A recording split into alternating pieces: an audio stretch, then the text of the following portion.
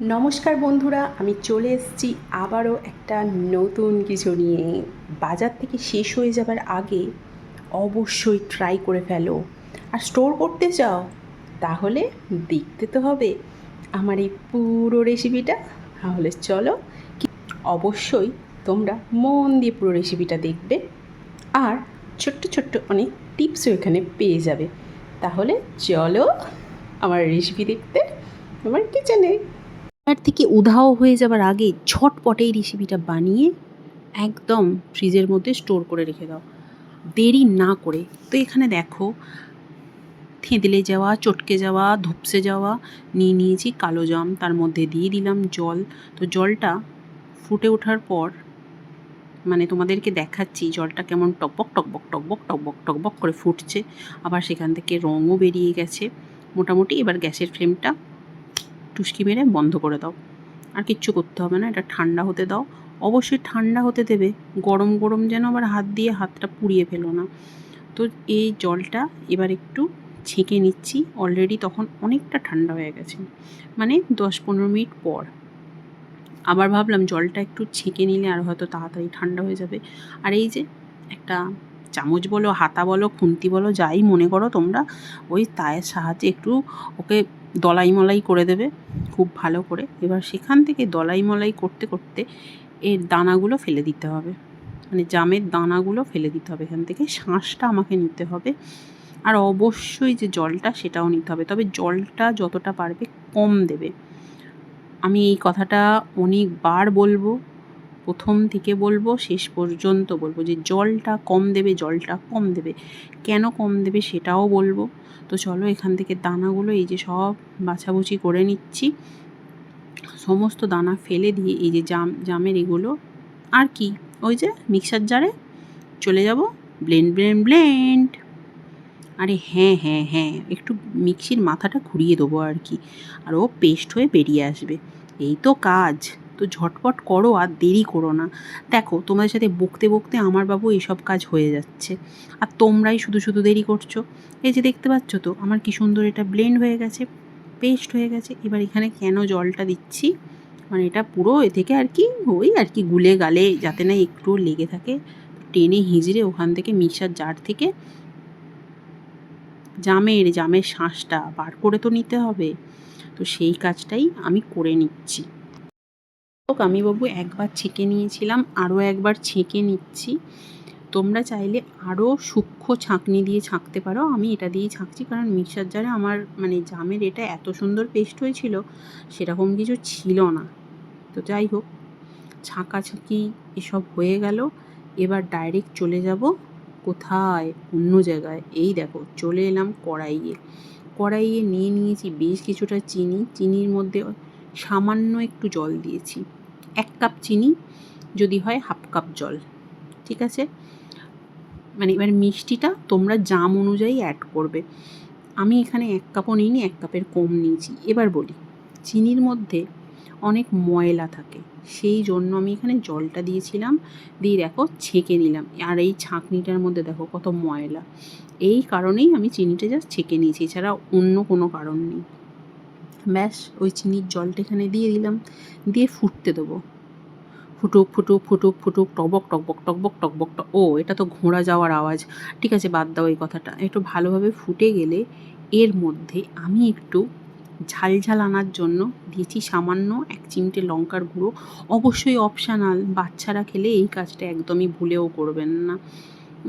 এর মধ্যে সামান্য একটু নুন দিয়ে চিনি দিয়ে ফুটছিলাম। আর মানে যেহেতু এখানে তেল তো ব্যবহার হবে না, ওই জন্য লঙ্কার যাতে কাঁচা গন্ধটা চলে যায় প্রথমেই আমি দিয়েছিলাম। এবার চিনির রসটা জাল দিয়ে মোটামুটি 1 তার এরকম হয়ে যাবে, তখন ঠিক তখনই ঘটে যাবে অঘটনটা। হ্যাঁ, কী অঘটন? আরে ও সেরকম কিছু না, ওই যে জামের রসটা বার করে রেখেছিলাম সেটা ওই চিনির মধ্যে দিয়ে দিলাম। বুঝলে কী অঘটনটা ঘটিয়ে ফেললাম?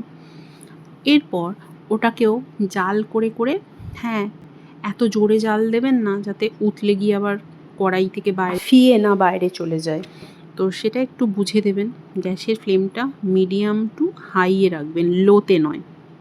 কারণ যত তাড়াতাড়ি এটা ফুটে যাবে তত ভালো। আর মাঝে মাঝে খুন্তি চালাবেন, না হলে নিচে লেগে যেতে পারে, চিনি চট করে নিচে বসে যায় এবং পুড়ে যেতে পারে। এই যে মাঝে মাঝে আমি এই যে দেখুন দেখুন আমার হচ্ছিল, সেজন্যই সেই অভিজ্ঞতা থেকেই আপনাদেরকে বলছি, বুঝলেন? একটু আমার কথা শুনবেন।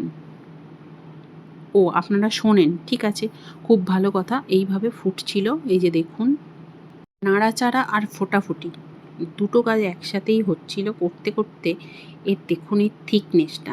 এবার এই ছোট্ট এখানে একটা কথা বলি, আপনারা চাইলে এখানে সামান্য একটু জলে আগার আগার পাউডার গুলে দিয়ে দিতে পারেন।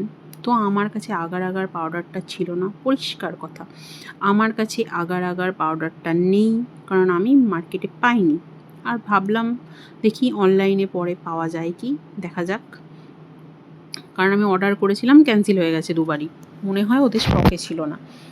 তো যাই হোক, খুব ভালো করে এটা নাড়িয়ে নিচ্ছি। তো এটা যত ঠান্ডা হবে আরও এটা টেনে যাবে।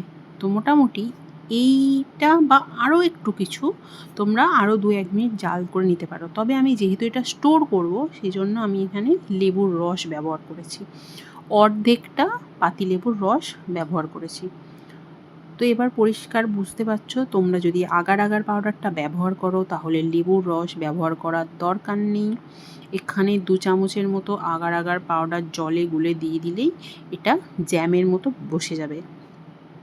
কিন্তু যেহেতু আমার কাছে নেই, আমি এটা জ্যাম তৈরি করছি, স্টোর করে রাখবো, কাঁচের বয়ামে ফ্রিজে রাখবো, সবই করব, কিন্তু আগার আগার পাউডার ছাড়া করতে হবে। আমারটা একটু পাতলা হবে, আগার আগার পাউডার দিয়ে করলে এটা খুব সুন্দর হয়।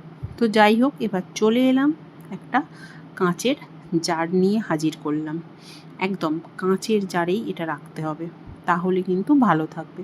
এরপর আর কি, কাঁচের জারের মধ্যে একটা এরকম কাঁচের জারের মধ্যে এটা ঢেলে নেওয়ার পালা। তো এই দেখো, তোমাদেরকে দেখাই এটা কতটা বসে গেছে। এবার এই যে হালকা একটু জলজলে যে ব্যাপারটা আছে না, আবারও বলছি, আগার আগার পাউডার, জিলেটিন নয় কিন্তু, ভুলেও এখানে কর্নফ্লাওয়ার বা জিলেটিন ব্যবহার করবে না, তাহলে টেস্টটা পুরো নষ্ট হয়ে যাবে। শুধুমাত্র যদি আগার আগার পাউডার কেউ পেয়ে থাকো সেটা ব্যবহার করো। তো আমি ওটা পাইনি, একদম পরিষ্কার কথা। তো আমি আগার আগার পাউডার ছাড়াই এটা স্টোর করছি। তো এইভাবে আমি, তবে এর একটা বেনিফিট আছে, সেটাও তোমাদেরকে দেখাবো। আমি এই যে এইভাবে স্টোর করছি, এর একটা বেনিফিট আছে, সেটাও তোমাদের দেখাবো। মানে এক ঢিলে 2 পাখি মারা হয়ে যাবে। তো সেটা কিভাবে, মানে একটা জিনিস দিয়ে 2টো রেসিপি হয়ে যাবে। এখানে এটা তো জেলি তৈরি হচ্ছে, মানে জ্যাম আমার তৈরি হচ্ছে, বুঝতেই পারছো, ব্রেডের মধ্যে নিয়ে আমি খেতে পারবো। তো আরও একটা জিনিস কি হবে সেটাও তোমাদের সাথে শেয়ার করব। এখানে তো কাঁচের জারে সবটা তোলা হয়ে গেছে, তো কড়াইয়ে সামান্য একটু লেগে আছে। তো ওকে কি আমি ছেড়ে দিতে পারি বলো তোমরা বন্ধুরা? তো হালকা একটু কুসুম গরম জল করে নিলাম অন্য একটা পাত্রতে, দিয়ে কড়াইয়ে দিয়ে একটু ভালো করে ঘুঁটে ঘাঁটে নিচ্ছি, ওটা একটু ভিজুক কড়াইটা। ততক্ষণে এখানে একটা গ্লাস নিয়ে নিয়েছি, ওই জার থেকেই 2 থেকে 3 চামচের মতো যে জ্যামটা বানালাম আমি কিন্তু গ্লাসে দিয়ে দিয়েছিলাম। তো বুঝতেই পারছো, এক ঢিলে 2 পাখি কি, এখানে জ্যামও হলো, আবার এটা একটা ড্রিঙ্কস, শরবত, দারুণ হয়েছিল, দারুণ। মানে আমার তো ভীষণই ভালো লেগেছে। তো কিন্তু ছেলের রিভিউ তোমাদেরকে শোনাবো, সেটা একটু হাস্যকর, শুনবে ছেলের রিভিউটা।